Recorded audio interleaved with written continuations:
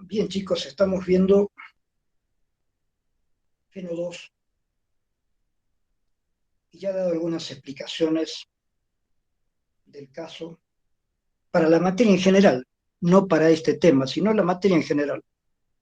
La Feno 2 aparentemente trata sobre el futuro. Es una materia de futuro, no de pasado. No explicamos aquí cuestiones históricas antiguas, como en el Social 1, que empiezo con la historia de la psicología social. Aquí no, acá de entrada el futuro es nuestro presente. Nos encaramos con todo lo que va a pasar. Y también una pequeña historia del futuro también. ¿Cómo es que el futuro empezó a ser el tema principal en la filosofía, en las ciencias sociales? Actualmente son cada vez más los muy buenos escritores y filósofos que hacen trabajos sobre el futuro de la humanidad. Se supone que los primeros que han trabajado este tema han sido los escritores de ciencia ficción y los científicos, que está bien. Eh, los filósofos casi siempre se han encargado más del pasado que del futuro, o de abstracciones que no tenían nada que ver ni con el pasado ni con el futuro. Eh, en alguna medida Hegel pudo prever tal vez algunas cosas.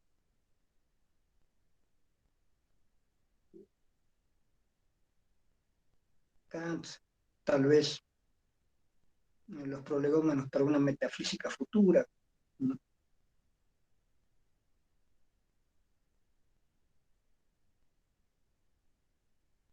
Ellos hablaban de idealizaciones. En cambio, lo importante, y en eso es básica esta materia, nosotros estamos hablando de aquellos que hablan del futuro a partir de la ciencia. Y aunque haya habido ciencia ficción, pero la ciencia ficción parte de la ciencia. Ya no se trata simplemente de mera fantasía. Se me dirá que el primero que empezó con esto fue Julio Verne, ¿sí?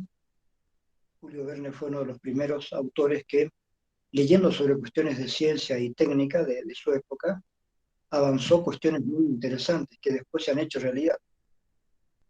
Eh, como el Nautilus, por ejemplo, el primer submarino que creó Julio Verne y que la Marina de Estados Unidos, al primer gran submarino atómico que hicieron, le llamaron Nautilus en honor a Julio Verne.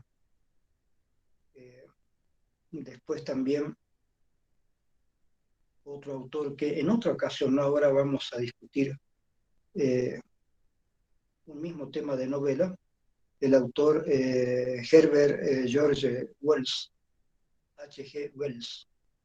Wells es un autor inglés, inglés que a principios del siglo XX, casi final del siglo XIX, principios del siglo XX, hizo también varias novelas de ciencia ficción. Una mezcla un poco el filo entre la fantasía y la ciencia ficción. Wells también hizo historia, hizo ensayos, pero hay una novela de Wells sobre los primeros hombres en la Luna y hay una novela también de Julio Verne, El viaje a la Luna. Son muy diferentes en cuanto a la concepción, pero por lo menos están tomando el mismo tema, la posibilidad de que el ser humano llegue a la Luna. Con el tiempo, ustedes saben, al fin y al cabo, el ser humano llegó a la Luna. Hemos llegado a la Luna. No me refiero a los idiotas que están en la Luna, ¿no? Que decimos están en la Luna porque son distraídos, ¿no? No saben dónde están parados.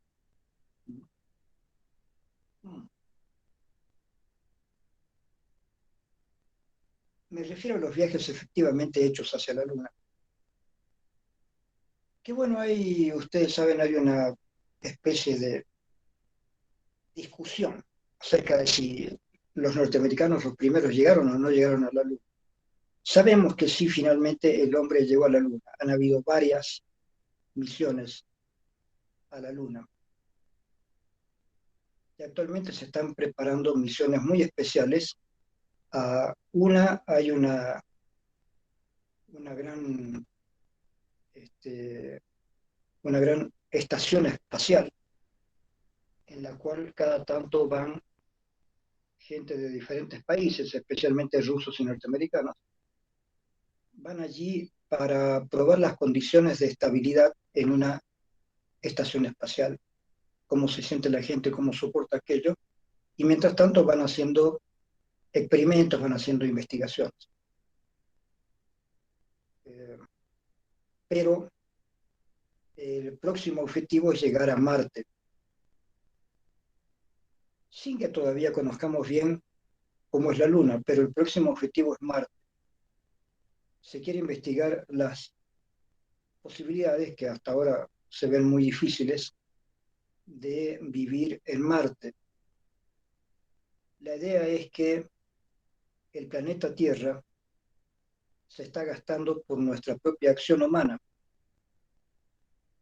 Los expertos en climatología, dicen que estamos agotando las posibilidades de clima nosotros mismos, lo estamos agotando. Las emisiones de gas, emisiones de carbono y de cuestiones más duras, ¿no? Como emisiones de nitrógeno, etcétera. Todo esto está alterando la atmósfera terrestre y en algún momento esa atmósfera se va a volver irrespirable y se van a agotar poco a poco las posibilidades de vida en el planeta Tierra, porque la Tierra misma ya va a ser difícilmente laborable. Eh, los mares, los mares son grandes, o sea, no es que el océano se va a agotar, pero una buena parte del mar la estamos llenando también de basura. Es decir, la civilización industrial que hemos creado le está haciendo daño a la misma humanidad. Nos estamos envenenando a nosotros mismos. En algún momento, en varios momentos, en varias materias, yo les he comentado cómo aquí en Cochabamba estamos viviendo mal. Yo les comenté alguna vez que cuando llegué a Cochabamba, hace 51 años atrás, si bien me sorprendió el hecho de que era una especie de pequeño pueblo, no la ciudad que yo me había imaginado, de donde yo venía, sí era una ciudad, Mendoza ya era una ciudad bastante progresista. Y yo no vine directamente de Mendoza, primero estuve en Buenos Aires, así que estaba viniendo de ciudades grandes y tanto Santa Cruz, que es donde primero llegó el avión, como después Cochabamba, me resultaron pueblitos muy atrasados, ¿sí? Y sin embargo, ahora añoro la Cochabamba que yo conocí hace 50 años atrás. Era una Cochabamba de un clima increíblemente lindo, era una Cochabamba casi puramente agrícola. Yo al principio me decepcioné porque yo quería ver edificios, quería ver más bien este mundo que a mí como joven me gustaba, el mundo de las grandes ciudades. Pero resulta que lo que había acá en ese entonces era muy interesante y yo no me daba cuenta. Respirar aire puro, por ejemplo. Ya no hay aire puro en Cochabamba, está todo contaminado. Ya no hay agua pura en Cochabamba, ya no hay nada limpio en Cochabamba. Ya les he comentado que el hecho de que el botadero de basura de cara a cara sea cualquier rato tomado por vecinos que se convierten en los dueños del botadero de basura, cosa que es increíble, debe pasar en muy pocos lugares del mundo y uno de ellos, o tal vez el único en Cochabamba, donde hay ciudadanos que se convierten en dueños del botadero de basura y no te permiten botar basura cuando les da la gana. Entonces, este tipo de barbaridades que creo que suceden en Cochabamba más que en ninguna otra parte del mundo, este, deberían ser ya modificadas, ¿no es cierto? Entonces, como les digo, ahora añoro esa Cochabamba que yo conocí, más sana, más pura, más incontaminada, y además, como algunas veces les he comentado, mucha más segura. Les he comentado que durante mucho tiempo trabajé en radio, después he hecho trabajos en televisión, publicidad. Es decir, no soy yo el que era antes, ¿cierto? He pasado por varias fases de mi vida, varias personalidades. Pero cuando yo trabajaba en radio, me quedaba con un grupo de amigos charlando en un pequeño bar que se llamaba Acuario, cuyos hijos de ese dueño del acuario ahora tienen el Hotel Cochabamba, tienen otros locales. Eh, pero en ese lugarcito llamado Acuario, en la 25 de mayo, enfrente de lo que es el Cine Capitol, que era el Cine Capitol, en ese lugar nos quedábamos charlando los amigos, que éramos amigos, que trabajamos en diferentes lugares, hasta las 3 de la mañana. Uh, el dueño del local, don Hugo Pavicic, nos permitía quedarnos. Cerraba su boliche tipo máximo 11 de la noche y a partir de ahí cerraba y nos quedábamos los habitués, los amigos, hasta las 3 de la mañana. 3 de la mañana ya limpiaban todo y se iban, entonces nos botaban de ahí. Y 3 de la mañana todavía seguía con algunos amigos dando vueltas a la plaza central, charlando sobre novedades, cosas, discutiendo. Lo lindo de esa Cochabamba es que era una Cochabamba por una parte muy agrícola como pueblo y sin embargo bastante intelectual, o sea, uno se podía reunir con gente que leía todo y de todo. Y nos quedábamos también con algunos amigos dando vueltas en la plaza principal hasta que era el chau chau final. Entonces, entre 3 y 3 y media de la mañana, yo me venía a pie desde la ciudad hasta Cala Cala, ¿sí? Hasta una cuadra y media antes de la plazuela de Cala Cala, donde yo vivía. Me venía caminando, 3 y media de la mañana. A las 3 de la mañana empezaban las señoras a barrer las calles. Y a veces como que conocía a algunas señoras, ¿qué tal señora? Saludaba. Y me venía caminando solo, 3 y media de la mañana. Y no me pasaba nada, nunca me pasó absolutamente nada de nada. Porque en aquella época, en toda esa zona, no había ningún peligro de absolutamente nada. Nada. Era todavía la época de Banzer, pero para esas épocas ya casi no había persecución política, estaba todo ya bastante pacificado. Y recuerdo entonces una Cochabamba más limpia, una Cochabamba más natural, esa Cochabamba que yo al principio un poco desprecié por primitiva, digamos, por decir, pucha, esto es un pueblo. Ahora yo la añoro porque sí, era un pueblo, pero era un pueblo limpio, era un pueblo hermoso, porque era limpio, un poco folclórico, sí, pero era limpio, era puro, un ambiente muy bonito, con gente que le gustaba leer, discutir, dialogar, compartir cosas. Era, era una época interesante. Por supuesto que esto me coloca en el típico posicionamiento, ¿no? De las personas mayores, ya viejas, que añoran el pasado. Pero en este caso yo creo que tengo razón, porque el pasado de Cochabamba, desde el punto de vista climático por lo menos, era excepcional con respecto a lo que hay ahora. Cochabamba es una pena, ¿no? Me da pena decirlo y no quiero meterme en cuestiones políticas, pero desde que el MAS se hizo cargo de Cochabamba, Cochabamba se falta a la ciudad de Cochabamba, por lo menos, el MAS la ha destruido totalmente. El gobierno masista ha destruido la ciudad de Cochabamba. Posiblemente ha hecho buenas obras en el campo, carreteras, escuelas, barrios, pero la ciudad de Cochabamba está destruida. El- la atmósfera de Cochabamba, si ustedes la ven desde arriba, justamente en la zona de la universidad, cuando hay actividad universitaria, hemos visto con varios amigos desde Tiquipaya, hemos visto hacia abajo la zona de la universidad y es algo oscuro, una especie de café oscuro, eso es lo que se nota. Justo en ese lugar donde todos pasamos clases, en épocas de clases en la universidad.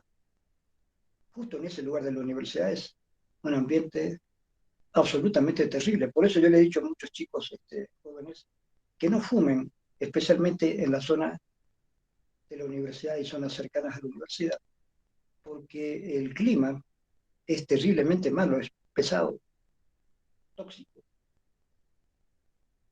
No es que yo esté en contra de que la gente fume, por supuesto sería bueno no fumar. Yo fumé un tiempo largo hasta que dejé de fumar.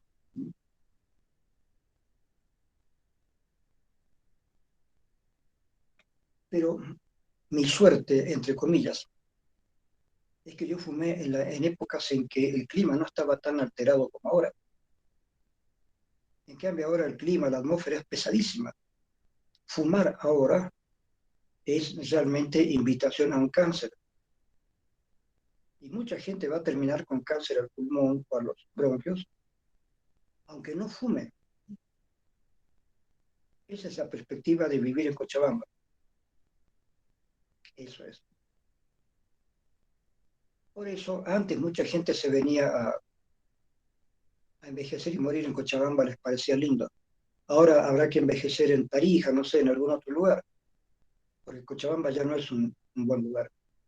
Ahora, todo esto es parte de una ida hacia un futuro que yo nunca he querido ver en mis clases. Yo siempre he querido ver el futuro positivo, el futuro lindo, optimista, las buenas cosas que hay para decir del futuro. Pero les he dicho que desde el semestre anterior y este semestre también, estamos viendo también aquellas particularidades un poco negativas, es decir, la distopía en lugar de la utopía. Se le llama distopía a un futuro no necesariamente bonito, no necesariamente progresista, interesante, sino a un futuro peligroso, a un futuro donde la visión que se tiene es un poco negativa, un futuro que no le va a hacer bien a la humanidad, un futuro que habría que evitar, un futuro contra el cual habría que luchar desde ahora, desde este presente, luchar contra un futuro negativo. Así que estos temas también yo los pongo en la balanza en la FENO 2 de este semestre. Les digo esto porque cuando ustedes tengan que hacer un trabajo práctico y defenderlo, entonces yo por primera vez les voy a permitir que también tengan temas que no son necesariamente optimistas como antes. Yo antes no permitía ningún tema pesimista en mis clases de FENO. Ahora sí, porque lamentablemente hay que ser un poco más realista. Y permito también posiciones políticas en clase, pero no políticas partidarias. En eso sí quisiera ser bien claro, contundente. No es una política a favor de un partido o en contra de un partido, porque eso nos desvía. La política partidaria siempre es muy limitada, pero me refiero a política en el sentido general de lo que es la política como a la distribución del poder en la humanidad para lograr determinados fines, que teóricamente deberían ser, el único fin debería ser mejorar la humanidad, ¿no es cierto? No debería haber ningún otro fin. El fin de la humanidad es mejorarse a sí mismo, hacerlo mejor por la humanidad cada vez. Pero estamos viendo que no necesariamente esto ocurre. Lo que ocurre, por el contrario, es que las industrias, eh, las industrias militares o eh, las industrias comerciales, están alterando el clima de todo el planeta. ¿Sí? Y las guerras están alterando la situación humana de todo el planeta. cada guerra hace que tengan que salir refugiados a cualquier parte, porque ya no soportan estar en un lugar donde caen bombas a cada rato, donde la gente se matan unos a otros a cada rato. Entonces, todo esto está provocando también eh, grandes masas de gente que se va de un lado a otro. Hay una película muy buena que han hecho el año pasado, creo que lo hicieron, sobre todas las personas que van de un lado a otro huyendo, o por razones climáticas o por las guerras. Huyen. Por si ustedes no lo sabían, hacía mucho tiempo atrás que se decía que se estaba venciendo al desierto del Sahara, o Sahara, como dicen los españoles, eh, desierto que está en la mitad del África, y ahora nuevamente el desierto está avanzando. Entonces mucha gente huye de ahí porque estaba en una población y de pronto hay mucho sol, está otra vez volviendo el clima durísimo en esa parte del Ecuador de la mitad del África, y en esa parte otra vez el desierto del Sahara está ampliándose. Así que hay mucha gente que escapa de ahí. O sea, una de las muchas migraciones es gente que se escapa de ahí por razones climáticas. Otra vez el desierto se está volviendo desierto. Como les digo, se estaban logrando algunos avances para ganarle al desierto. El desierto está avanzando otra vez. En ese lugar está habiendo un clima muy duro, un sol fortísimo otra vez, y se está luchando contra eso. Por lo tanto, tenemos una situación muy difícil en todo el mundo. Y entonces acá habría que ver el lugar que le damos a las utopías y a las distopías. El lugar que le damos a el pensamiento de si algo es bueno y si al mismo tiempo ese algo también es malo. ¿Cuáles son las positividades y negatividades que nos va ofreciendo la ciencia y la tecnología? La idea original, que yo siempre he defendido esta idea original, es que la ciencia y la tecnología nos van a hacer bien. Yo siempre he estado de acuerdo con la ciencia y con la tecnología en el sentido de las cosas positivas que nos dan, considerando que las negatividades siempre son menores a las positividades. Así que no valía la pena tener en cuenta los efectos negativos porque siempre son más pequeños que los grandes efectos positivos que hay. Sin embargo, tengo que admitir que la situación últimamente no está tan clara como muchos de nosotros quisiéramos o hubiéramos pensado en otras épocas. Así que, bueno, yo voy a aceptar la opinión de mis alumnos en trabajos prácticos, con sus exámenes, sobre también problemas muy puntuales que no son necesariamente optimistas, que no son necesariamente positivos, problemas puntuales donde se me dice, oiga, también es posible que pase esto y esto y esto y esto y esto, ya está pasando. Ya están pasando también cosas malas que amenazan con ser más fuertes que las buenas. ¿Sí? Y la pregunta entonces, ¿cómo podríamos prever eso y cómo podríamos impedir que sucedan estas cosas malas en la humanidad? Por supuesto, ustedes me dirán, nosotros no podemos detener todos los problemas de la humanidad. No, pero podemos detener los problemas de Cochabamba, por ejemplo. Con eso ya podríamos lograr bastante.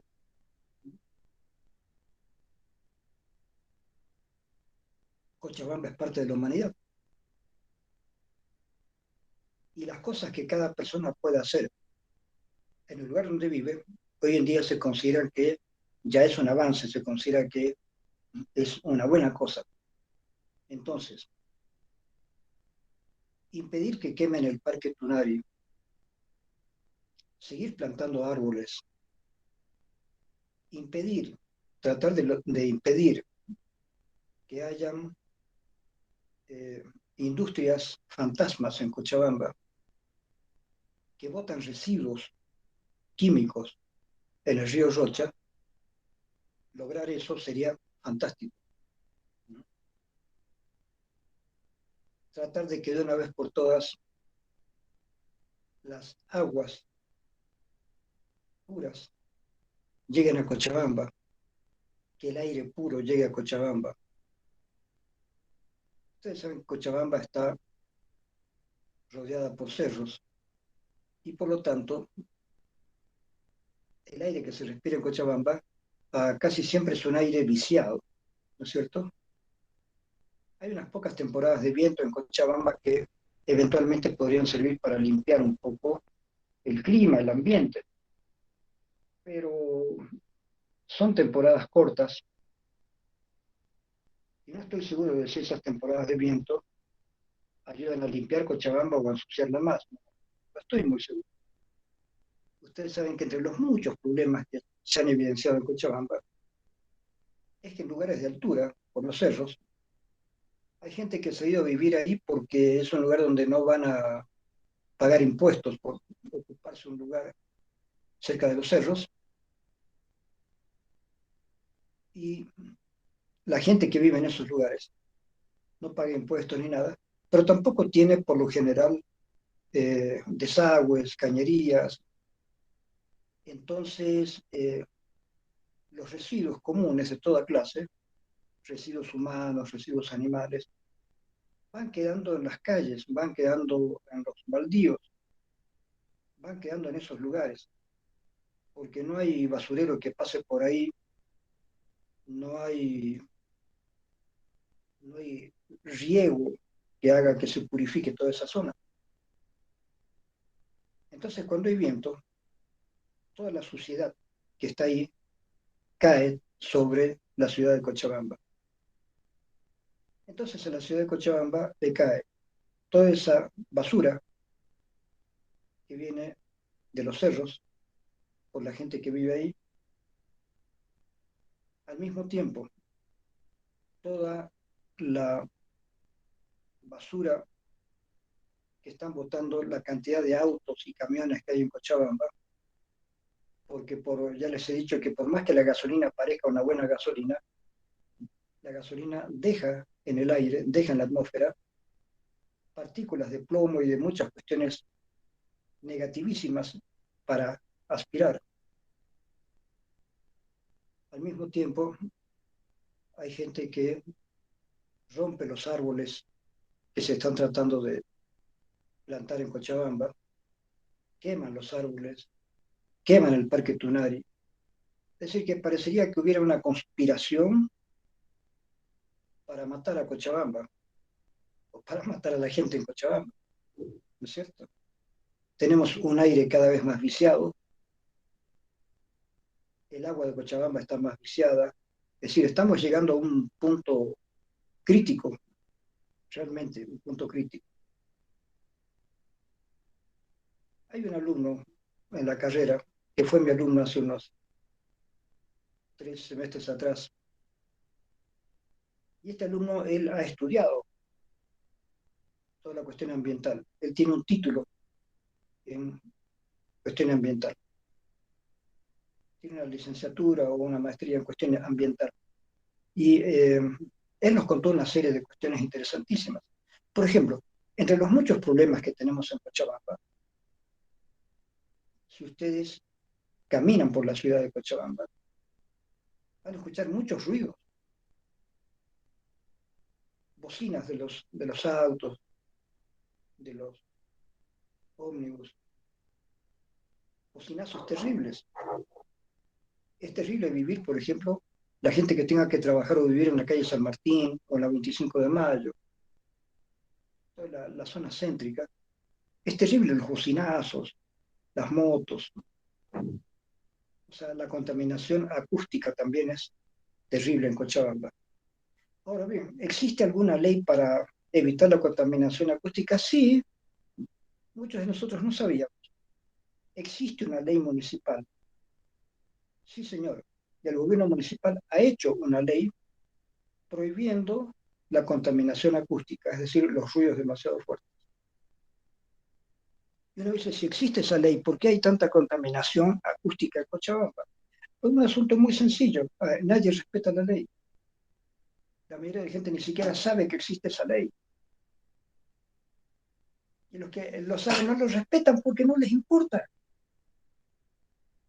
En Cochabamba a nadie le importa nada de absolutamente nada. Nada.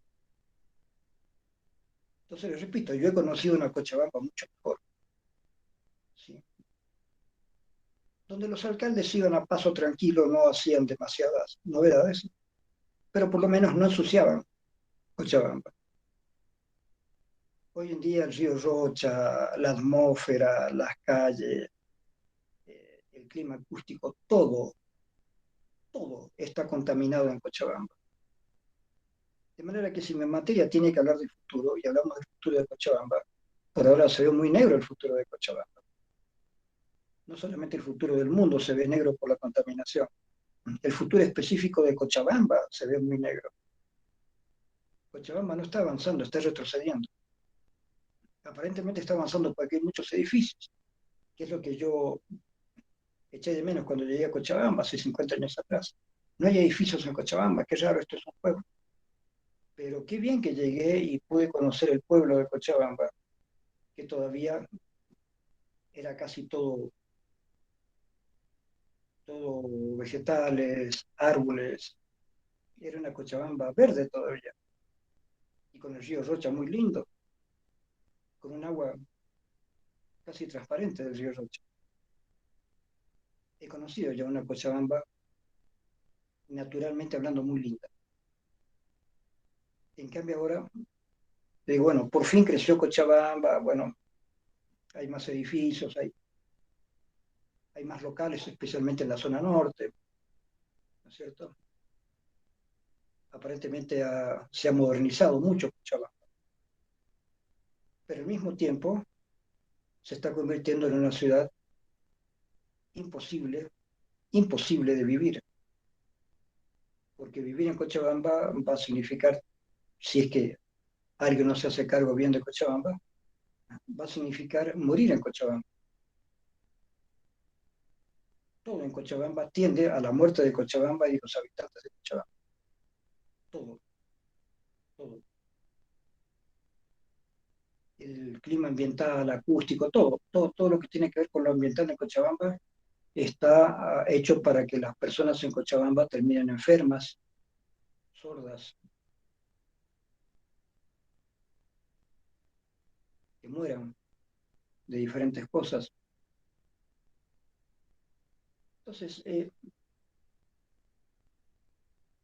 si vamos a hablar de política en algún momento, habrá que empezar a hablar de política, pero a partir de la realidad, no de las ideas políticas, sino de la realidad.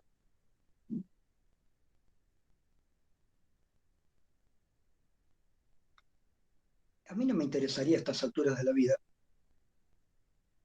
qué partido político tomaría las riendas de Cochabamba. Lo que me interesaría es que cualquiera sea el partido político, se haga cargo de Cochabamba y mejore Cochabamba.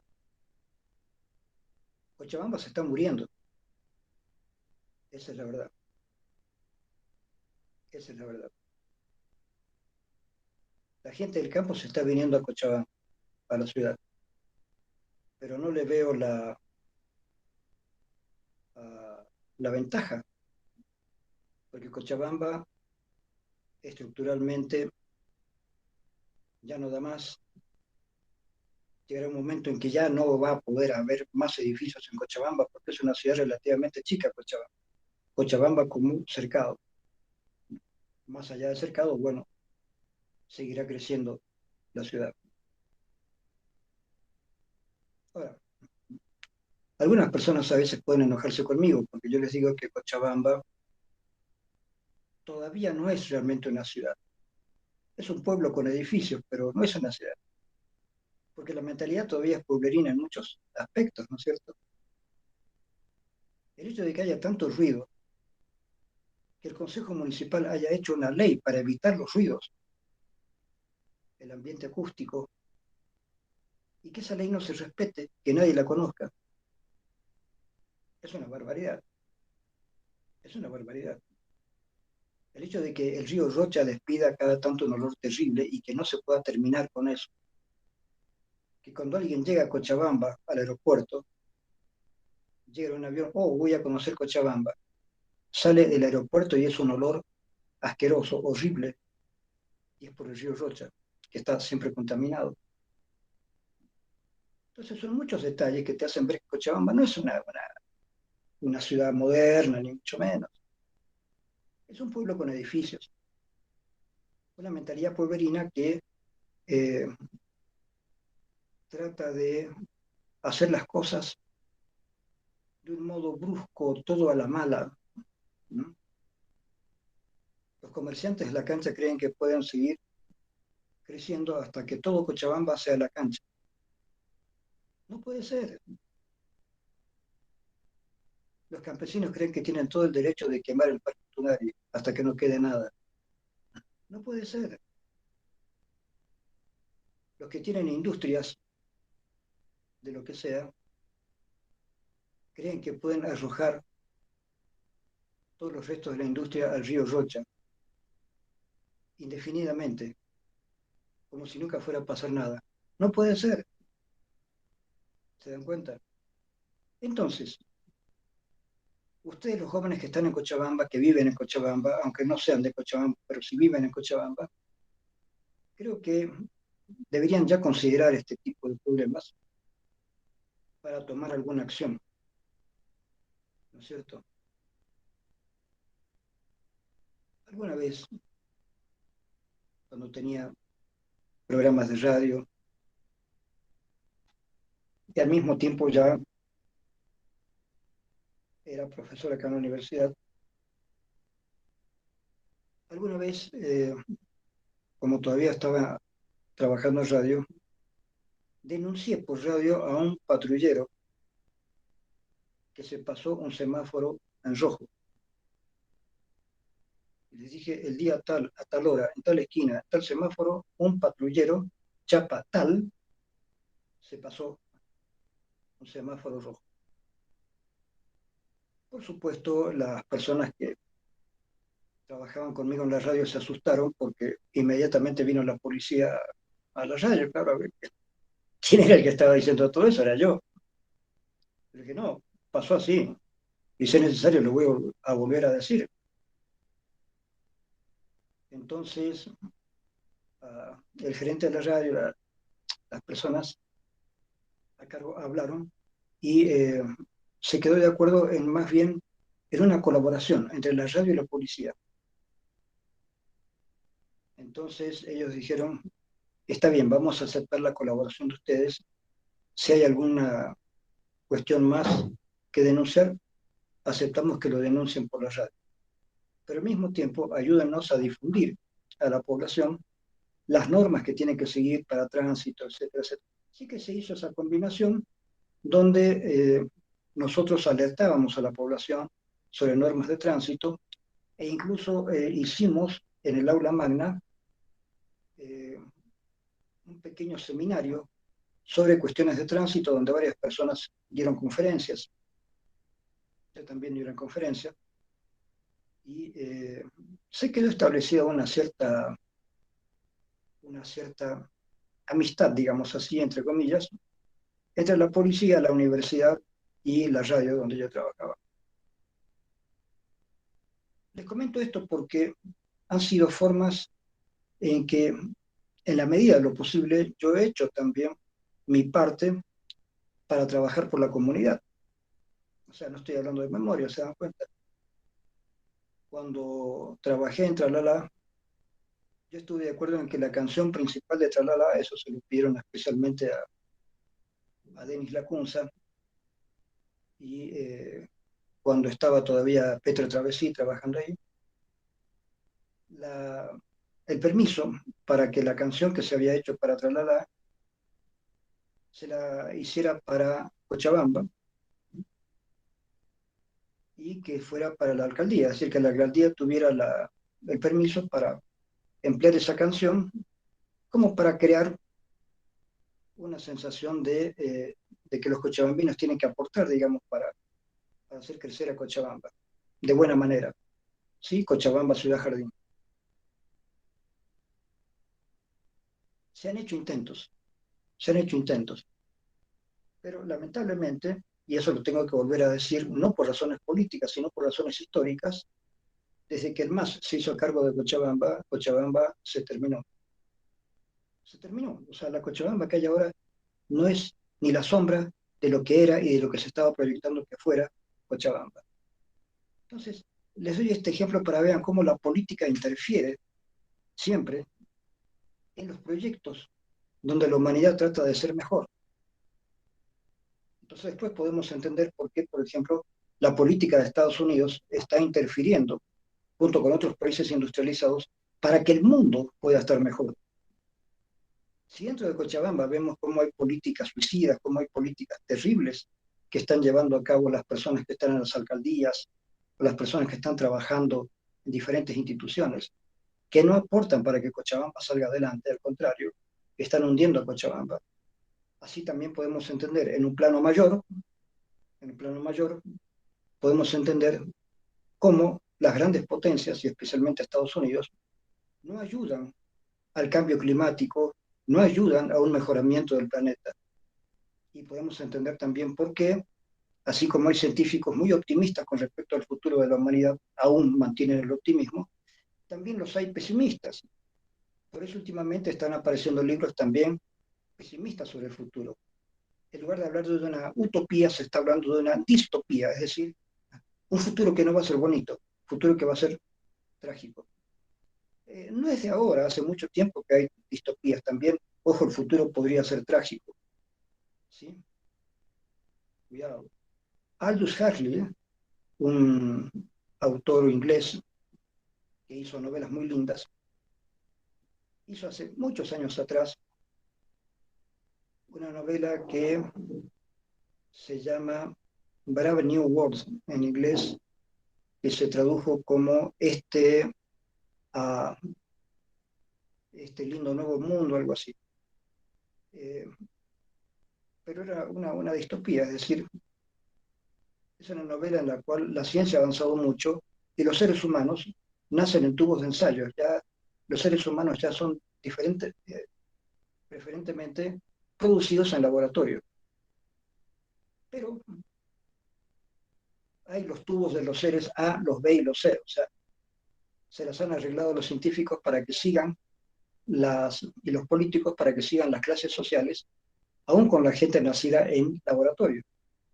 Pero en una isla, quedan algunos seres humanos anteriores, de los seres que biológicamente eran todavía humanos verdaderos.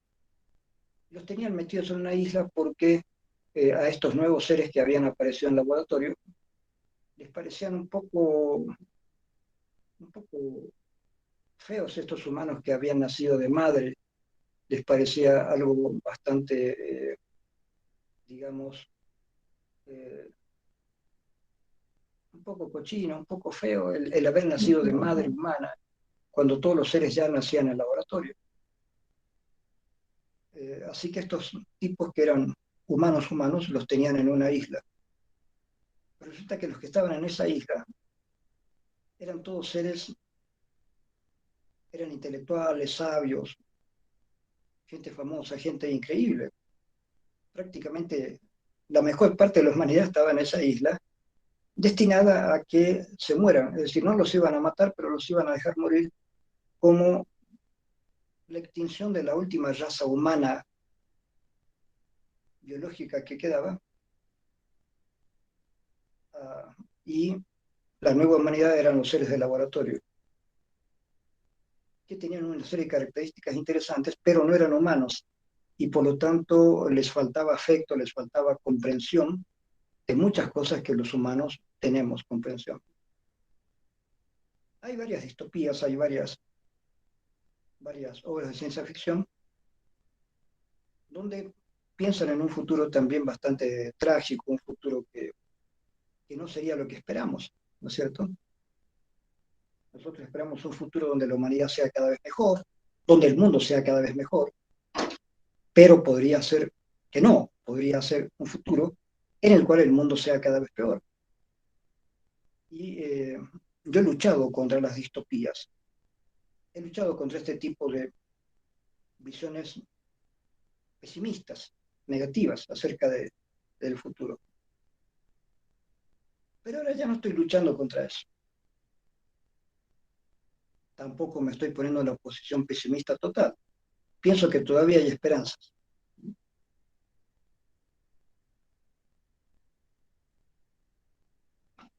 Pero esas esperanzas dependen de todos. Dependen de mí, dependen de ustedes, dependen de toda la población de Cochabamba, dependen de toda la población mundial. ¿En qué medida aquellas personas que nos damos cuenta de lo que está pasando, tenemos la capacidad, la posibilidad, como para intentar cambiar el rumbo de la humanidad? Ustedes dirán, Mario, es mucha ambición tuya querer cambiar el rumbo de la humanidad desde Cochabamba a Bolivia. Por supuesto, no intento cambiar el rumbo de la humanidad, pero sería interesante si podemos cambiar el rumbo de Cochabamba, por lo menos, ¿no es cierto? Si cada cual en el lugar donde vive trata de colaborar para mejorar ese pedazo del mundo donde vive, creo que entre todos podemos lograr algo, se puede lograr algo. Por lo tanto, les repito, yo voy a estar feliz si ustedes, junto con las utopías que me siguen gustando, también se pueden ocupar del problema de las distopías, es decir, aquello que puede salir mal, que ya está saliendo mal, y cuáles serían las posibilidades de evitarlo, de cambiar esta perspectiva, que no quisiera tener una perspectiva negativa, digamos, de decir, el mundo está así y podría ser peor, digamos. No, el mundo es así, pero puede mejorar. Esa es la perspectiva que yo quiero seguir defendiendo en mi materia. Ahora, por eso son los libros que yo elijo para mi materia. Entonces, aparte de Alvin Torres, vamos a ver un par de libritos más sobre el futuro próximo que nos espera. Uno de ellos de Noah Yuval Harari, un autor eh, israelí. Este autor israelí en realidad es historiador, pero después ha empezado a hacer libros sobre el futuro. Y el futuro, tal como él lo ve, él está muy entusiasmado con el futuro, especialmente con la robótica. Él piensa que van a haber robots para todo y que los robots y las computadoras van a ir reemplazando al ser humano en una serie de actividades, actividades científicas, tecnológicas, técnicas. Los robots van a hacer casi todo. Ya actualmente, si ustedes saben, en Japón, no sé si en otros lugares, en Corea, se están produciendo robots para diferentes fines. Ya hay personas ancianas que pueden tener un robot en su casa que los cuida. Y el problema es que los ancianos se encariñan con el robot y dependen del robot. Eso no es un asunto que se va a dar, se está dando. Eso es parte de lo que ya está sucediendo. No lo vemos en Bolivia porque en Bolivia será difícil que alguien se pueda comprar un robot para que lo asista. Eh, También ustedes saben que, como tenía que suceder, los seres humanos siempre vamos a lo tonto o a lo malo en lugar de lo bueno, pero se están produciendo mujeres robots y también hombres robots con fines sexuales. Esto se le ocurrió a un informático, no me acuerdo si era coreano o japonés, que es muy tímido, no sale nunca de su casa y sería imposible para él conquistar a una chica. Entonces él mismo se construyó un robot femenino con el cual puede tener relaciones. Entonces ahora ya se está poniendo de moda el hecho de que hayan grandes fábricas de robots femeninos, masculinos, para que personas que por X o Z motivo no puede o no se anima a tener una pareja, pueda comprarse un robot y tener una pareja robot con fines puramente sexuales. Entonces tú tienes tu robot, lo sacas del ropero, lo armas, tienes relaciones con el robot y después lo guardas en el ropero. Lo cual para mucha gente puede ser muy práctico, ¿no es cierto? Tanto un hombre como una mujer pueden decir, eh, mi pareja me sirve para hacer el amor y después no quisiera verla a mi pareja porque siempre termino discutiendo, porque mi pareja es aburrida, porque me cansa, porque no quiero perder tiempo con mi pareja. solamente quiero hacer el amor con mi pareja. Eh, de ahí que últimamente muchos jóvenes en varias partes del mundo están atentos a tener relaciones solamente sexuales. No quieren tener novio, no quieren tener novia, no quieren tener una relación de mucho tiempo porque les cansa tener una relación de mucho tiempo, porque esa relación los compromete. Van a ver ustedes de paso un autor que yo les voy a dar un texto mejor este semestre, eh, que no estaba oficial dentro de mi programa, pero lo voy a poner porque ya lo han leído, Zygmunt Bauman, que habla de la sociedad líquida, la generación líquida. Es decir, ya no hay valores firmes sobre los cuales sostener a la sociedad, especialmente la gente joven, desde hace unos 30 años atrás, cada vez cree menos en los que antes eran valores firmes de la sociedad. El matrimonio, la familia, el amor eterno, la fidelidad, la responsabilidad familiar. Estas cuestiones que fueron valores sobre los cuales se asentó una sociedad. Pero vamos, se dio cuenta de que a medida que pasa el tiempo, estamos pasando una crisis de valores y los jóvenes ya no quieren tener nada sólido. Es todo líquido. La amistad líquida, el amor líquido, ¿sí? El estudio líquido. La gente no sabe si va a seguir una carrera hasta el final o no. Antes, cuando uno seguía una carrera, le gustaba o no le gustaba. Si no le gustaba, finalmente se iba de la carrera hasta que encontrara la carrera buena y ahí se quedaba hasta el final para tener una profesión.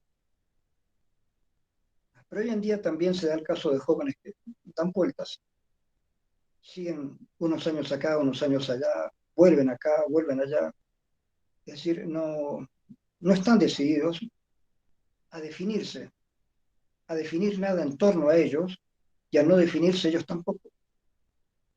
Entonces no hay ninguna definición sobre sexo, sobre amistad, sobre responsabilidad, sobre intelectualidad, sobre nada. Parece que los jóvenes anduvieran más o menos dentro de una gelatina, digamos, ¿no?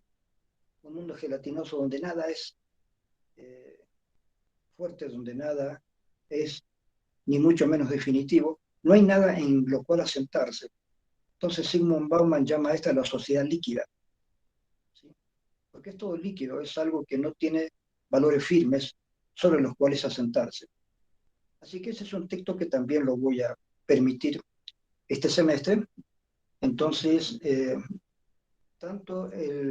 los dos textos interesantísimos sobre robótica especialmente, tanto de este autor israelí como de un autor argentino también, que les voy a dar, joven científico, que habla también de las posibilidades en que la cibernética, la ciencia, la informática está ya cambiando nuestro mundo. Si no fuera por la pandemia, nosotros tal vez hubiéramos utilizado menos o de otras maneras los medios virtuales. No es que no existieran los medios virtuales, ya existían, ya los empleábamos, en Cochabamba, en cualquier parte del mundo, pero los empleábamos de una manera alternativa, ¿no es cierto? Una cosa es tener clases presenciales y alternativamente tener el celular para charlar con los amigos, para buscar alguna información, igual que la computadora. Pero otra cosa es que la pandemia nos ha obligado a usar el celular o la computadora como medios preferentes y obligados de reunirnos y seguir haciendo universidad, seguir haciendo estudios universitarios, acá y en todo el mundo, ¿sí?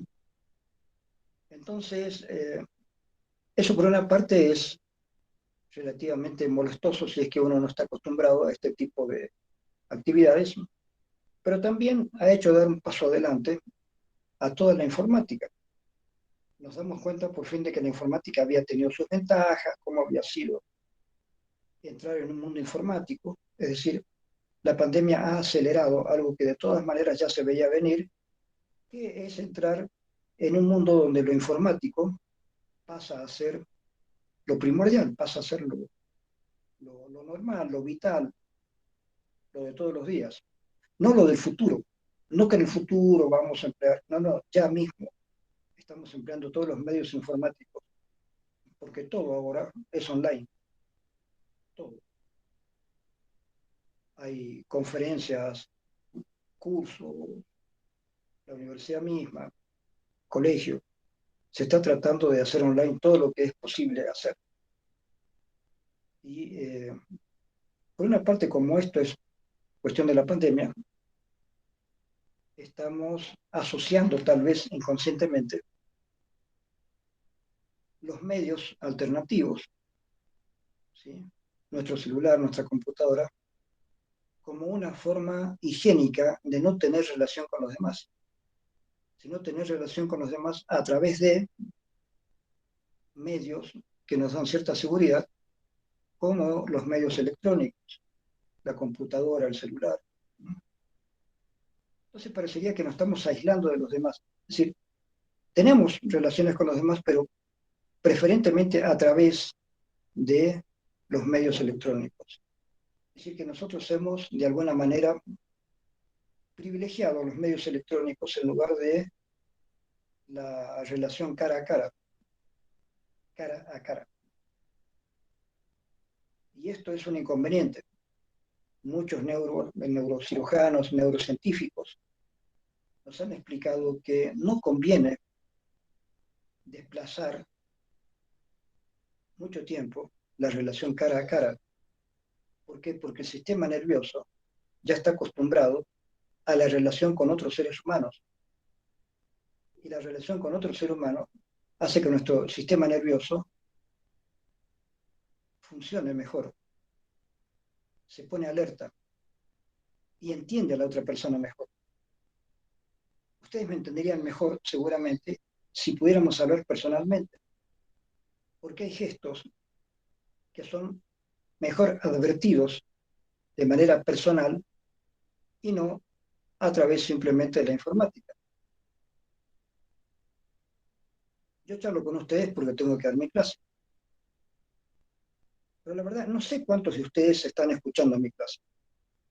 Puede que algunos sí, puede que algunos no, puede que algunos están esperando a que mi clase esté grabada para verla otro rato, o verla al final del semestre, o no verla simplemente.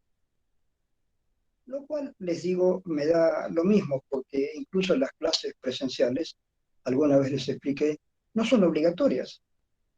A mí me dan risa aquellos colegas míos que tratan de hacer de esto todo un mundo.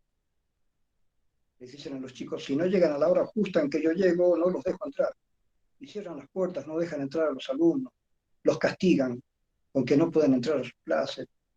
Todo esto es estúpido porque según el reglamento universitario, las clases teóricas no son obligatorias. Las prácticas sí. Las clases prácticas son obligatorias. Las clases teóricas no son obligatorias. Si mis alumnos no quieren entrar a las clases teóricas, se pueden ir a donde quieran. Eso sí, cuando yo les tome examen, les voy a hacer preguntas también sobre las clases teóricas que yo he dado y que no están en ninguna bibliografía. Una cosa es la bibliografía y otra cosa es lo que a partir de la bibliografía yo explico en mis clases teóricas. O sea, mis clases teóricas no las pueden reemplazar con los libros. Si alguien cree eso, es un estúpido. Y no me gusta la gente estúpida. Mejor dicho, la gente estúpida no debería estar en la universidad. Podría estar haciendo alguna otra estupidez. Pero la gente que es estúpida no puede estar en la universidad. Y si un alumno cree que solamente con leer los libros que yo le doy puede aprobar mi materia, está muy equivocado. En muchos casos se ha aplazado alumnos que eh, simplemente han leído los textos creyendo que con eso lo saben todo. No, mi interpretación de los textos es tan importante como los textos. ¿Para qué creen que yo estoy dando clases? ¿Para repetir los textos fielmente? No, eso es una estupidez, eso se hace en el colegio, no se hace en la universidad. En la universidad el profesor no explica los textos, los interpreta, especialmente si es un profesor como yo. Yo soy titular de una materia que yo mismo he creado. La FENO 2, tal como yo la doy, es mi materia, yo la he creado así. yo soy catedrático de esta materia, no soy simplemente profesor. Profesor es una persona que no ha creado una materia, pero la da. Yo además he creado esta materia tal como es. Por lo tanto, yo soy catedrático, yo doy cátedra. Esto es una cátedra, no sino simple materia. Por tanto, el alumno que no está en mi cátedra y que después lee un texto que yo le doy y que lo repite de memoria, podrá tener 51, digamos, para no pelearlo, pero no va a tener 100 jamás, jamás, nunca, nunca. En cambio, un alumno que haya estado en mis clases y que además ha leído los textos y que me plantea una discusión, un diálogo muy interesante acerca de esos textos y de mis clases, a ese le puedo poner 100. Claro, lo merece porque ha tomado mi clase integral, tanto la clase que yo doy como los textos que yo doy. Pero mis clases no son los textos. Mis clases son para entender los textos, no para repetirlos simplemente. Así que, ya saben, el que quiere puede no venir a mis clases, pero si en alguna pregunta de examen yo les hago una pregunta sobre mis clases y no la saben, los voy a aplazar. Así de sencillo. Eh, entonces, prosiguiendo un poco para el resto de la clase, este año entonces, ustedes van a ver que yo abarco varios campos. Antes se abarcaba un campo muy positivo acerca de lo bueno que habían dicho varios autores sobre el futuro. Muy interesante. Ahora tenemos un panorama más amplio. Lo positivo, lo negativo, lo lindo, lo problemático, todo va a entrar en mi materia porque todo es, en este momento, es análisis del presente y del futuro de la humanidad. No se olviden que si bien hablamos de Cochabamba, hablamos de las cosas que pasan acá, pero la perspectiva de mi materia es la humanidad, no es Cochabamba. Ustedes tienen que aprender a ver el mundo, chicos, no Cochabamba nomás. Cochabamba es el lugar donde uno vive acá y nada, o sea, no es espectacular Cochabamba en ningún sentido, nunca lo fue. Creo que nunca alguien ha pretendido que Cochabamba sea una ciudad hiper especial en algo.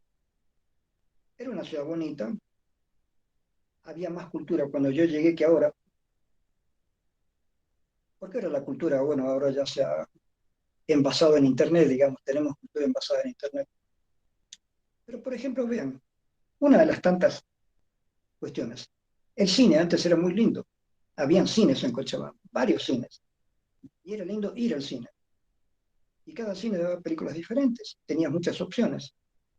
Y traían a Cochabamba, llegaban, no solamente las famosas películas yanquis, llegaban películas europeas, llegaban películas latinoamericanas, de vez en cuando algunas películas asiáticas. Había mucho cine y muy lindo. Como alguna vez les he dicho, yo me he metido también en el mundo del cine. No pude llegar a hacer cine, ahora ya es tarde para que me meta eso, no sé. Estuve a punto alguna vez de hacer un guión para una película. Eh, pero bueno, pero yo he dado clases de cine, conferencias de cine, artículos sobre cine. He estado en algunas reuniones donde se ha hablado de cine. Eh, he participado cuando di clases en la primera escuela que hubo acá de comunicación social, antes que hubiera la carrera de comunicación social, y que se hizo en base a esos alumnos de esa pequeña escuela técnica de comunicación social que se hizo y en la que yo he sido uno de los primeros docentes. He dado también semiótica.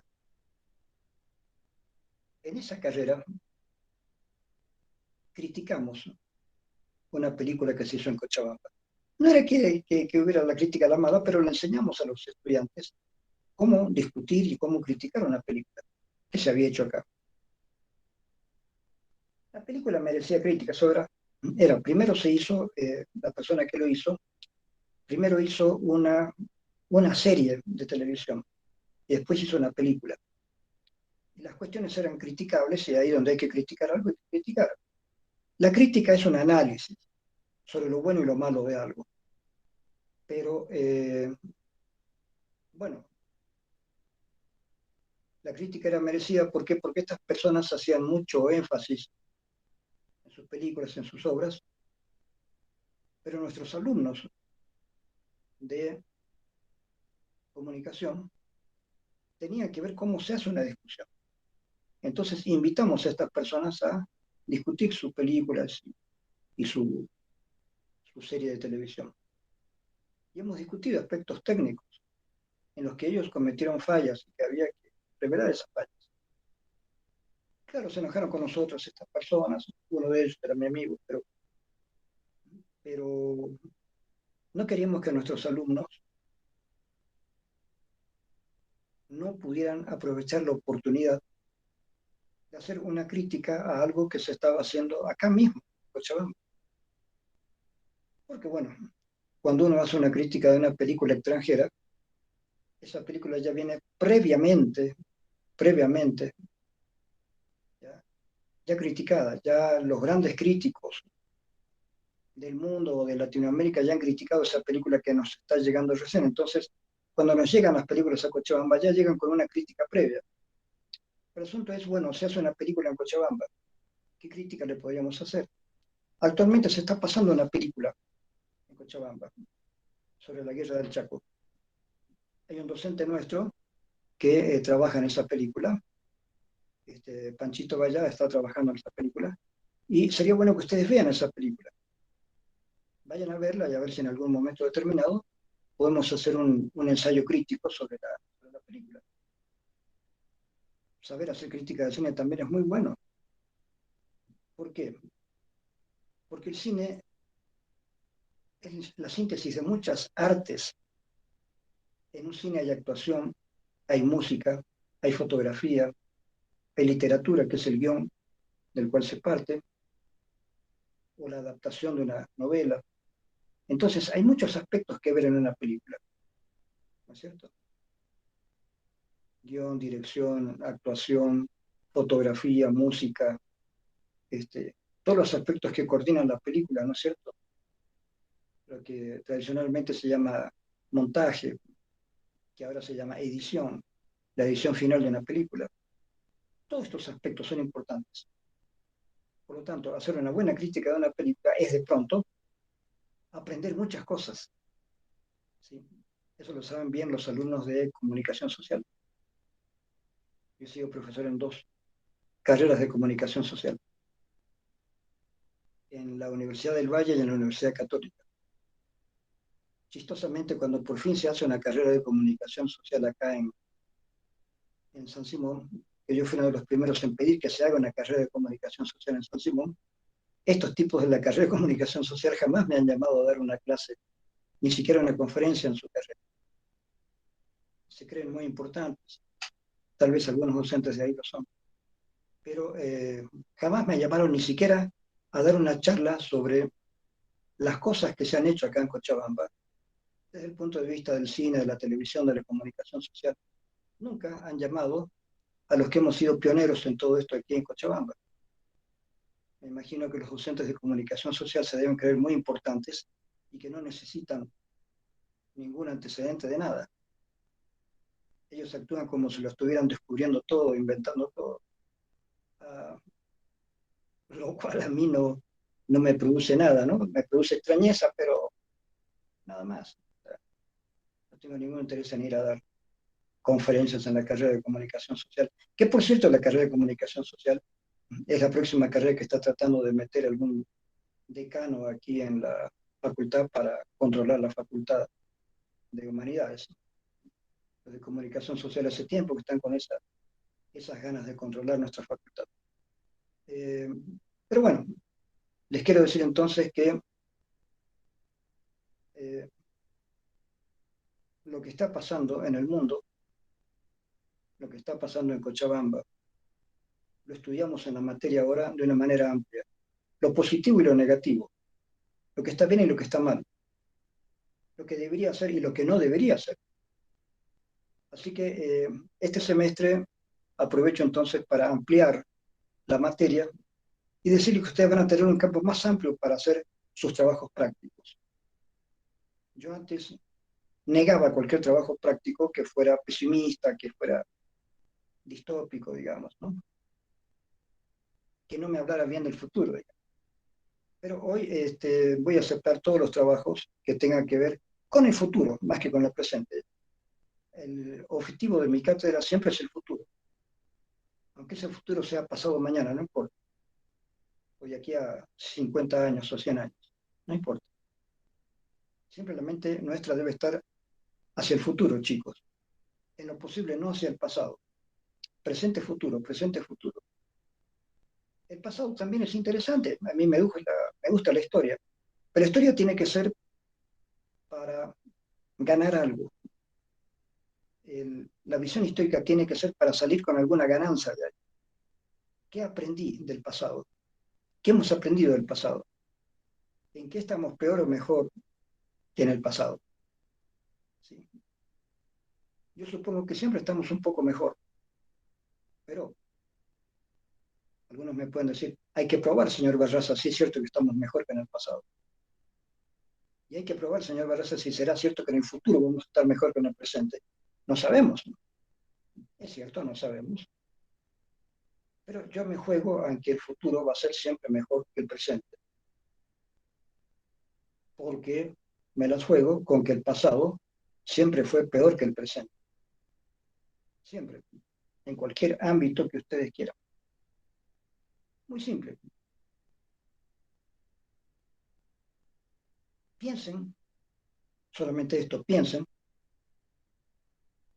cuando los únicos medios de transporte que había era el caballo, por lo tanto, las carretas, las carrozas, o jinetear el caballo, ¿sí?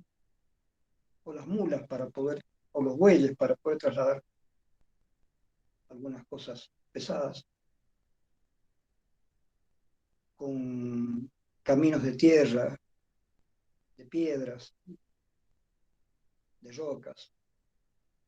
Piensen en ese pasado, que no es muy pasado, con el hecho de ir mucho más tranquilo en un ómnibus, en un auto, o transportar en un camión cosas pesadas y llegar rápido donde hay que llegar, no como antes que se tardaban días y días y días en llegar a un lado a otro.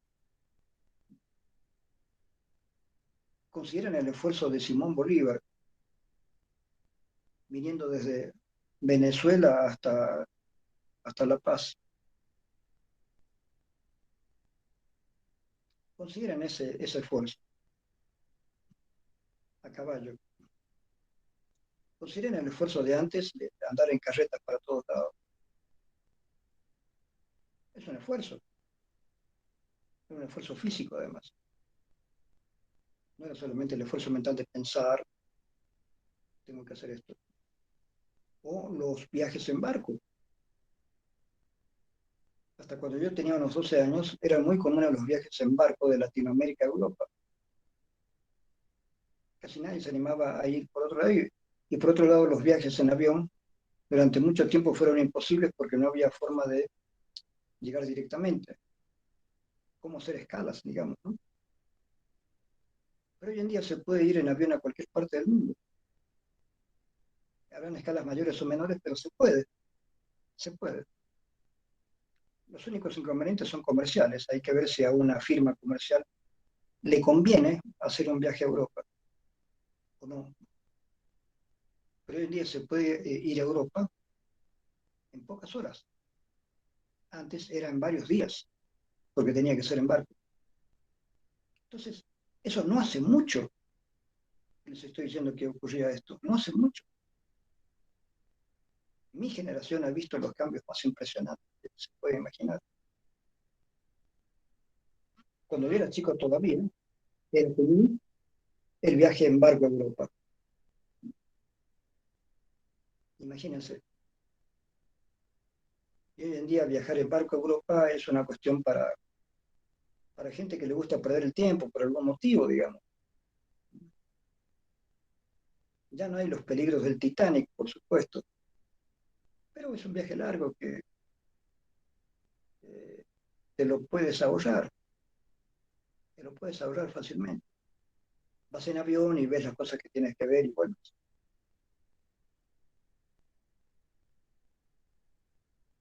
Por otra parte, por otra parte, algo que me parece muy interesante para el futuro, es que la pandemia y otro tipo de cuestiones ayudan a la humanidad a tomar nuevos rumbos científicos. La necesidad de salvarnos hace que los científicos comiencen a pensar de otra manera. Si esto es un virus, pero ¿cómo este virus va a ir tomando diferentes etapas, muchas variantes? ¿Cómo hacemos para controlar todas las variantes posibles del virus? En fin, los científicos se están movilizando.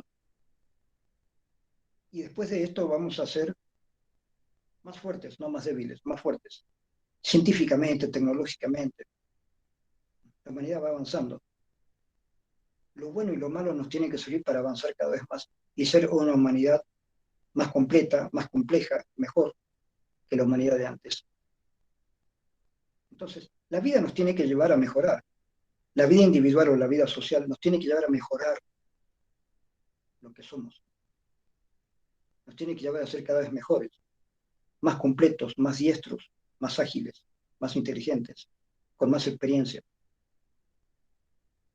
Si las cosas no suceden así, hay que preguntarse por qué, qué está pasando. Cualquier ser humano, individualmente, tiene que hacer lo posible para mejorar su vida, para que su vida tenga algún sentido. Si un ser humano, teniendo todas las posibilidades de mejorar su vida en cualquier sentido, no lo hace, bueno, ahí hay una responsabilidad, ¿no es cierto? Ahora, si un ser humano no puede mejorar su vida porque no se lo permite la sociedad donde está viviendo, ahí, bueno, ahí tenemos que hacer un análisis social y una crítica social. Y esa crítica social puede tomar una serie de aspectos económicos, políticos. Claro, claro, ahí entramos a trabajar política y economía, psicología social. Ahí podemos entrar en el análisis crítico de la sociedad.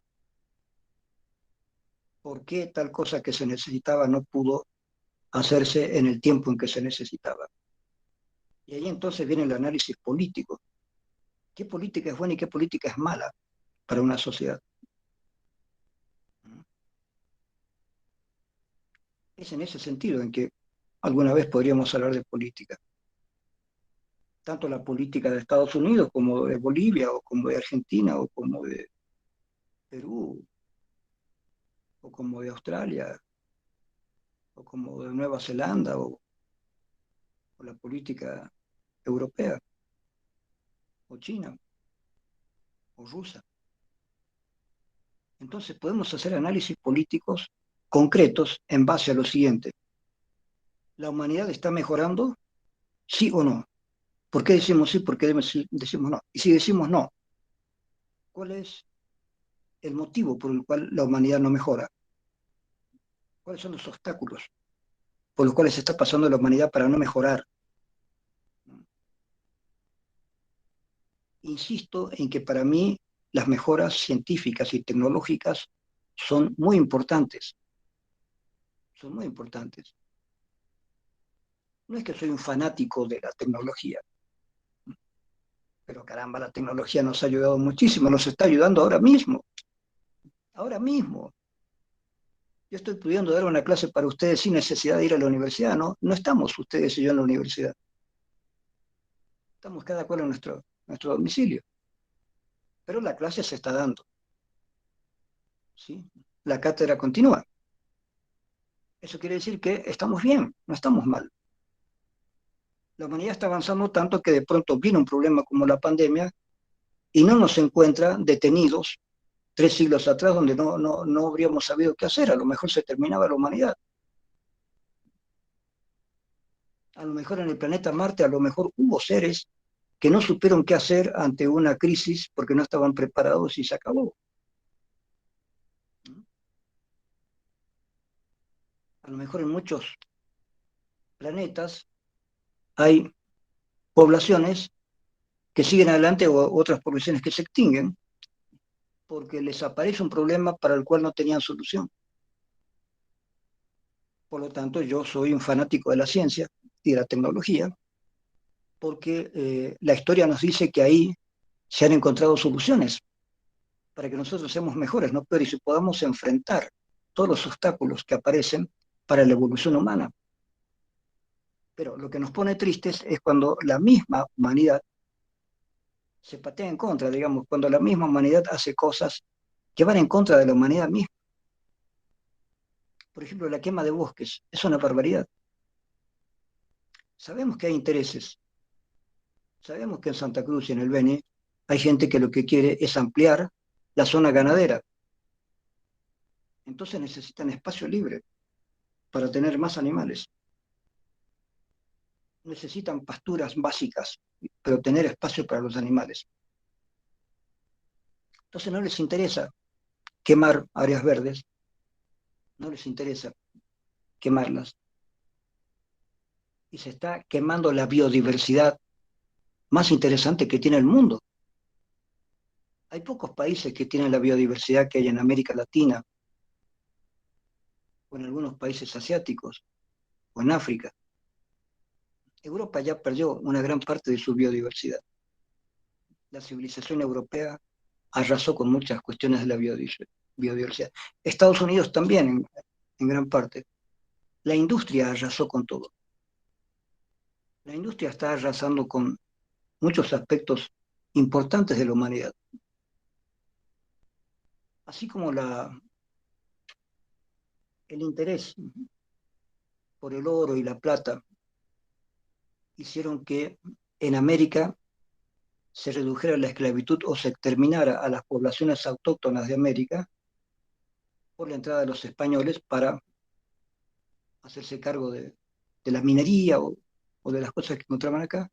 Así también actualmente los industriales, los capitalistas, están tratando de, por cuestiones solamente de intereses capitalistas, están quemando bosques, selvas, están torciendo el curso de los ríos, están invadiendo ríos, lagunas, lagos, el mar.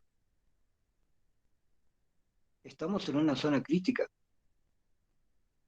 La humanidad que podría seguir adelante, evolucionar muy bien, podría involucionar y podría desaparecer.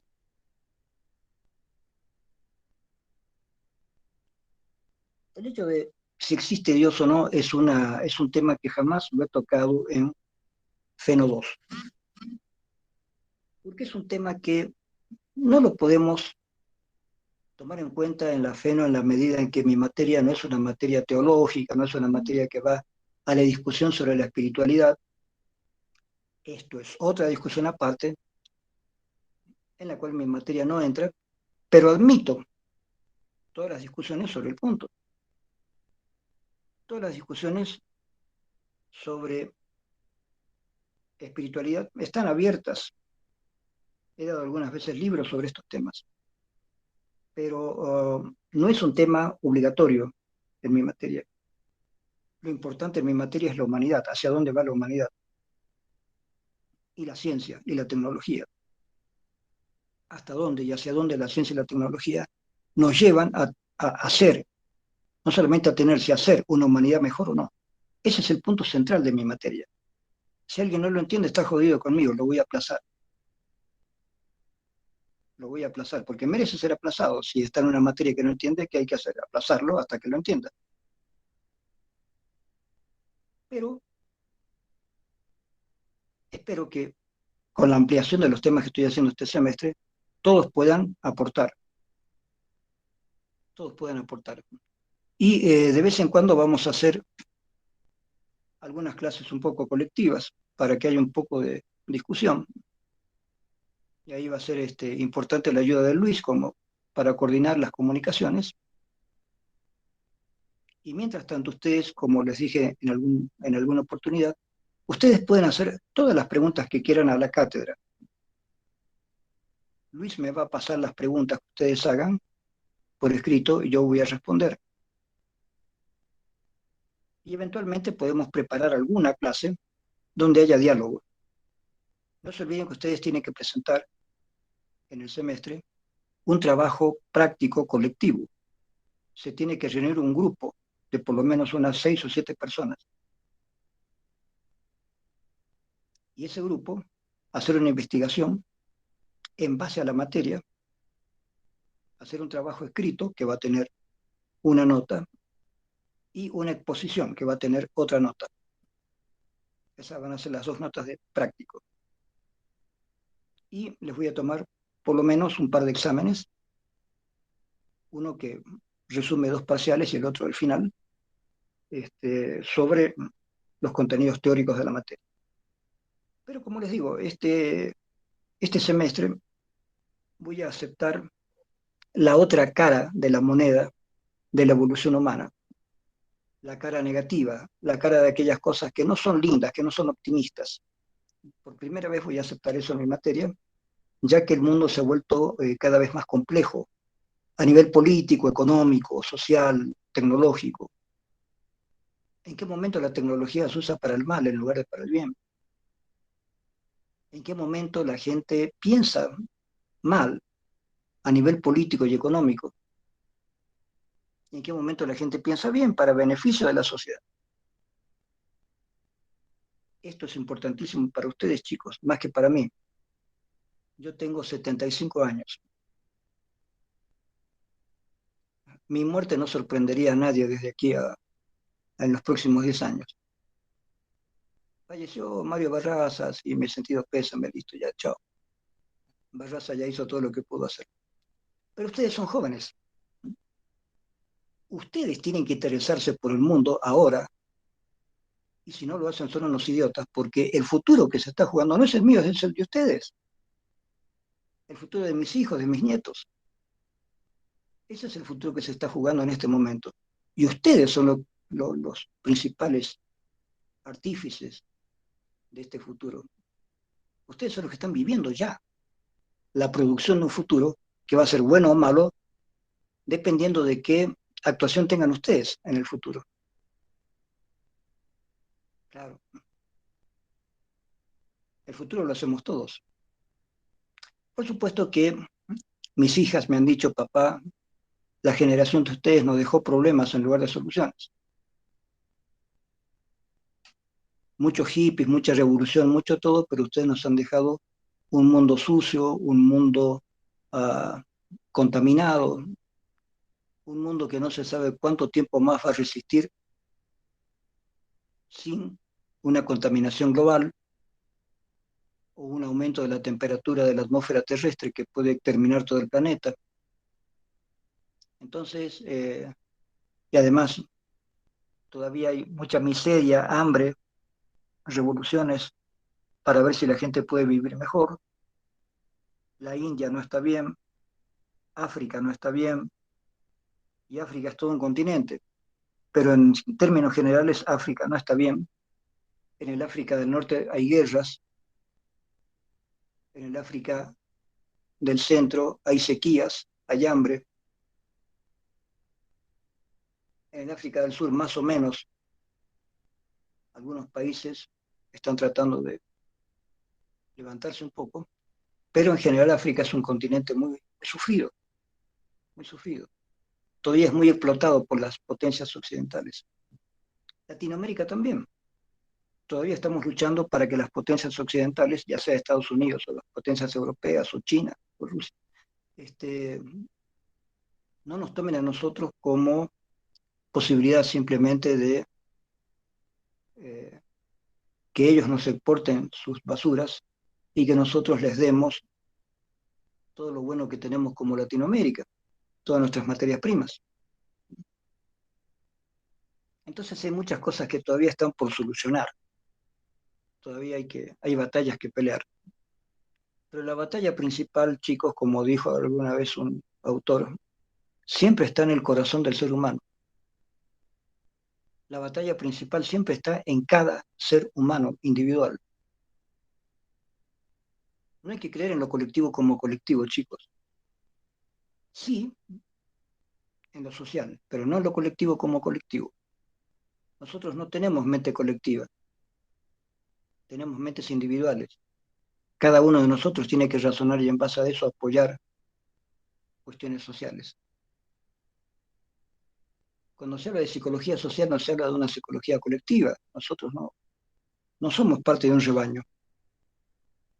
Somos seres humanos, es decir, que individualmente cada uno de nosotros tiene una conciencia con la cual trabajar. Y unos y otros nos reunimos y tratamos de hacer un trabajo consciente para mejorar la vida que tenemos en común. Y les repito cosas concretas. ¿Qué pasó con la laguna Lalay? ¿Qué pasa con el río Rocha? ¿Qué pasa con el Tunari? ¿Qué pasa con la contaminación en el centro de Cochabamba? ¿Qué pasa con la contaminación acústica en el centro de Cochabamba? Hay leyes, sí hay leyes, ¿se cumplen? No, no se cumplen. ¿Qué hay que hacer? ¿Cuál es la solución? Solución política, bueno, solución política. ¿Qué política vamos a hacer en Cochabamba?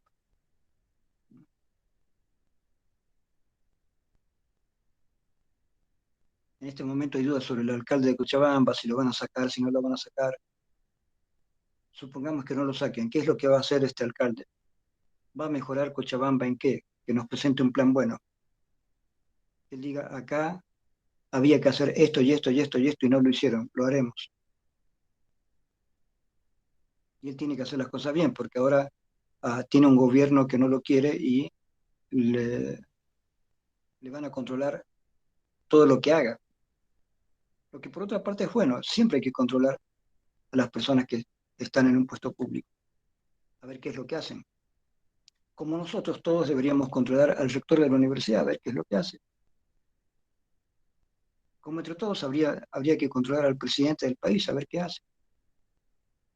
Y si hay que luchar, habrá que luchar, hay que pelear, hay que pelear. Esa ya es una fase política del ser humano. Por lo tanto, habría que ver cómo encaramos nosotros una política del futuro. Y una política del futuro hay que hacerla pensando en el futuro a partir del presente que tenemos. Y mirando de vez en cuando al pasado para ver cuánto sufrió la gente en el pasado. ¿Queremos volver a andar en carretas? ¿Queremos volver a andar a caballo?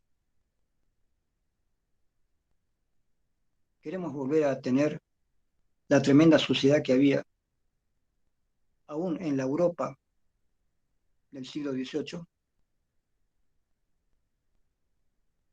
En Francia, más o menos para la época de la Revolución Francesa y mucho después también, la gente agarraba los baldes sucios del baño y para limpiarlo tiraba todo el agua sucia en las calles, o sea, las calles normales de París. Eran calles sucias porque la gente echaba el agua sucia de sus casas a las calles. No habían cañerías, no había forma de limpiar esa ciudad, era una ciudad mugrienta, sucia, asquerosa. Eso era París, un lugar asqueroso. Los franceses no se bañaban, no sé si todavía se bañan, pero no se bañaban. Tenían miedo de que los cogiera un frío de pronto y en aquel entonces no tenían vacunas para solucionar un resfrío que se podía convertir en neumonía y terminaba con la gente. Entonces la gente prefería estar sucia a agarrarse un resfrío o un problema a los pulmones. Por lo tanto, ellos fueron los primeros inventores del perfume para poder aguantar el olor que tenían unos con otros. De manera que hablar de sexualidad de aquellos tiempos, y hay libros interesantes sobre esto, es hablar de un tipo de sexualidad en la cual la gente ya estaba acostumbrada a olerse de una manera artificial, es decir, perfumes encima de la mugre. Eso era Francia. Y lamentablemente los franceses hasta el día de hoy tienen la fama de ser un poco sucios, lo cual es injusto, ¿no? Pero hay un poco esa figura de que los franceses son poco cuidadosos con respecto a la higiene. Pero eso pasó en toda Europa, casi en todo el mundo. Es parte de la historia de la humanidad. Ahora, la pregunta es, ¿tenemos que volver hacia atrás? ¿Tenemos que volver a ser tan sucios como en aquella época? ¿Tenemos que arrojar en plena calle la suciedad de nuestras casas? No. Se supone que ahora tenemos sistemas de cañerías que van a exterminar el agua sucia. En todas partes del mundo, en todas las ciudades, ya existe esto. ¿Y cómo se maneja eso? ¿Cómo se hace la limpieza de las cañerías, la reposición de la higiene en todas partes de la ciudad? A medida que la ciudad crece, hay más gente, más gente, más gente, más gente, más gente, más gente, más gente. Con tanta gente que hay en una ciudad, ¿cuánta gente va al baño en esa ciudad? ¿Y cuán difícil es mantener limpia la ciudad? En la superficie, en las calles, y por debajo, en las cañerías que llevan la suciedad de toda la población. ¿Cómo se hace para mantener eso? Es complicado. Y mientras más gente hay en una ciudad, más complicado es. Imagínense ustedes los problemas, imagínense los problemas que podemos tener en Cochabamba nada más. Ahora imagínense un alcalde de Nueva York. ¿Cuántos millones de personas hay en Nueva York? ¿Qué problemas tendrá un alcalde en Nueva York? Si ustedes conocen Nueva York, verán que es una ciudad enorme, compleja. ¿Cómo es un tipo para ser alcalde de Nueva York? ¿Cómo es un tipo para ser alcalde en Buenos Aires? ¿Cómo es un tipo para ser alcalde en Roma, en París, en Londres? ¿Y cómo puede un alcalde en Cochabamba mantener bien Cochabamba, que es tan pequeño? Es tan inútil una persona para ser un buen alcalde en Cochabamba, que es una ciudad pequeña, comparada con las grandes ciudades en todo el mundo. Es tan inútil el Consejo Municipal de Cochabamba para mantener bien a Cochabamba, que es una ciudad pequeña.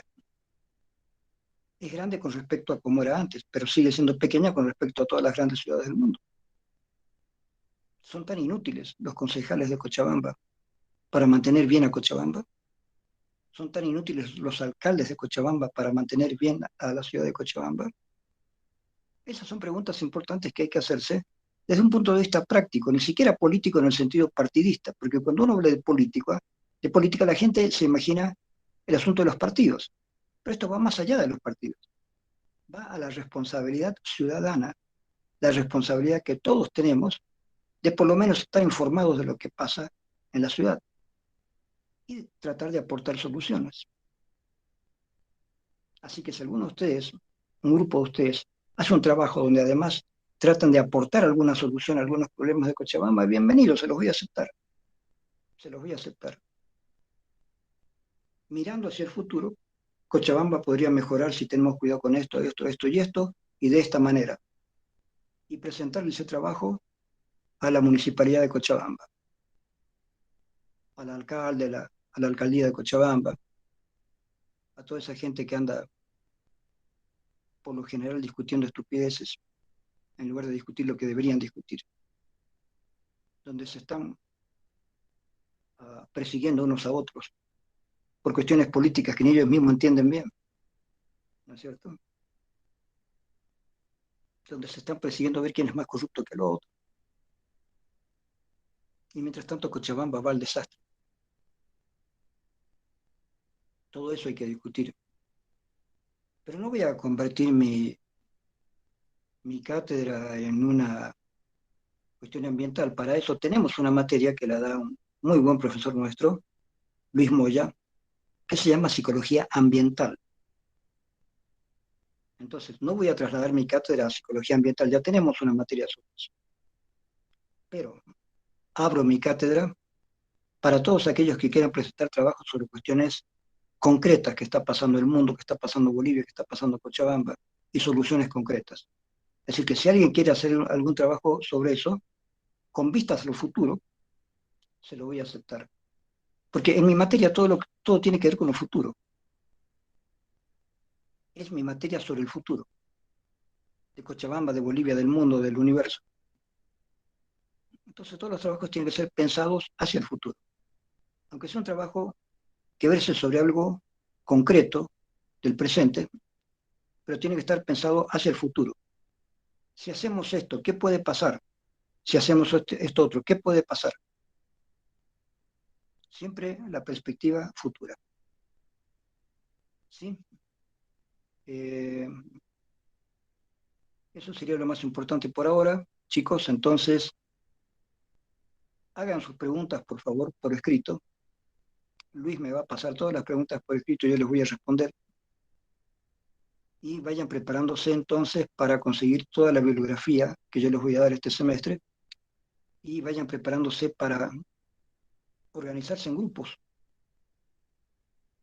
promedio 7 personas, para presentar sus trabajos prácticos, porque eso es parte de la nota final. Listo, gracias chicos, nos vemos. Chau, chau. Gracias, Hasta luego. licenciado. Gracias, licenciado. Hasta luego.